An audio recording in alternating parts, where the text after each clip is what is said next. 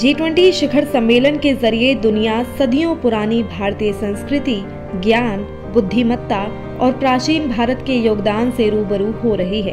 प्रधानमंत्री नरेंद्र मोदी और राष्ट्रपति द्रौपदी मुर्मू ने अमेरिकी राष्ट्रपति जो बाइडेन और ब्रिटिश प्रधानमंत्री ऋषि सुनक समेत कई देशों के राष्ट्राध्यक्षों और प्रतिनिधियों को आधुनिक व प्राचीन भारत के योगदान के महत्व के बारे में बता रहे हैं।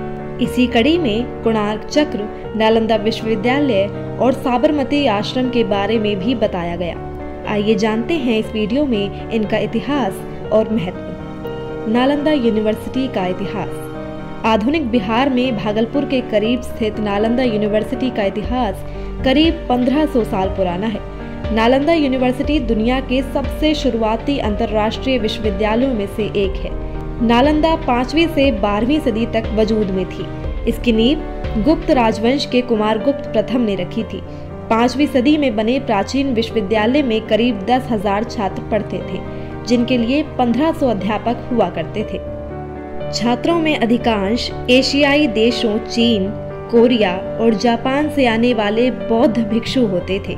इतिहासकारों के मुताबिक चीनी भिक्षु ह्वेनसांग ने भी 7वीं सदी में नालंदा में शिक्षा ग्रहण की थी।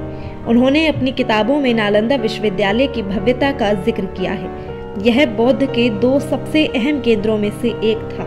यह ज्ञान और बुद्धिमत्ता के प्रसार की दिशा में प्राचीन भारत के योगदान का गवाह है। भारत के G20 प्रेसिडेंसी थीम वसुधैव कुटुंबकम की तरह ही नालंदा विश्वविद्यालय सामंजस्यपूर्ण विश्व समुदाय बनाने की प्रतिबद्धता का जीवित प्रमाण है। राष्ट्रपति मुर्मू ने ब्रिटेन के प्रधानमंत्री ऋषि सुनक सहित G20 के नेताओं को नालंदा यूनिवर्सिटी के महत्व के बारे में समझाया। नालंदा विश्वविद्यालय प्राचीन भारत की प्रगति को दर्शाता है। राष्ट्रपति मुर्मू ने कहा कि यह बताता है कि ज्ञान और बौद्धिकता के प्रसार में प्राचीन भारत कितना आगे था। नालंदा की विरासत हमें उस समृद्ध लोकतंत्र की निरंतर याद दिलाती रहती है, जो न सिर्फ हमारे देश के अतीत का भिन्न अंग रही है, बल्कि वर्तमान और भविष्य को भी आकार देती रही है। क्या है कोणार्क चक्र की कहानी? कोणार्क चक्र को 13वीं सदी में राजा नरसिंहदेव प्रथम के शासन में बनाया गया था। कोणार्क चक्र सूर्य के विशालकाय रथ की तरह बनाया गया है, जिसे 7 घोड़े खींचते हैं। इस रथ में कुल मिलाकर 24 पहिए लगे हैं। चक्र में प्रदर्शित 7 घोड़े यानी हफ्ते के 7 दिन, 12 पहिए यानी साल के 12 महीने, जबकि इनका जोड़ा यानी 24 पहिए मतलब दिन का 24 घंटा। इसके अलावा 8 मोटी तीलियां 8 प्रहर यानी हर 3 घंटे के समय को दर्शाती हैं। इसे जीवन का पहिया, व्हील ऑफ लाइफ कहा जाता है। ये चक्र लगातार बढ़ते समय की गति, काल चक्र के साथ साथ प्रगति और निरंतर परिवर्तन का प्रतीक है। यह लोकतंत्र के पहिए के एक शक्तिशाली प्रतीक के रूप में कार्य करता है। कुछ मान्यताओं के अनुसार कोणार्क चक्र की 24 तीलियां भगवान विष्णु के 24 अवतारों को भी दिखाती है। कुछ इन 24 तीलियों को 24 अक्षर वाले गायत्री मंत्र से भी जोड़कर देखते हैं। साबरमती आश्रम का इतिहास। 1915 में गांधी जी के दक्षिण अफ्रीका से लौटने के बाद भारत में उनका पहला आश्रम 25 मई 1915 को अहमदाबाद के कोचरब क्षेत्र में स्थापित किया गया था।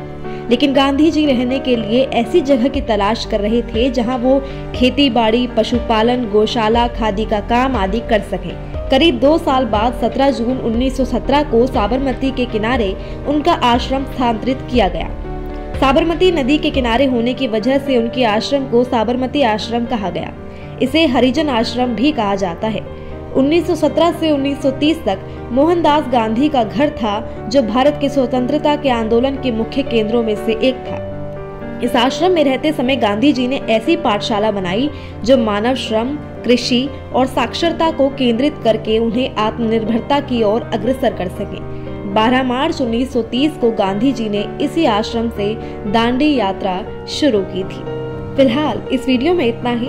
देश दुनिया से जुड़ी तमाम न्यूज अपडेट्स के लिए आप जुड़े रहें सहारा समय के डिजिटल प्लेटफॉर्म के साथ। धन्यवाद।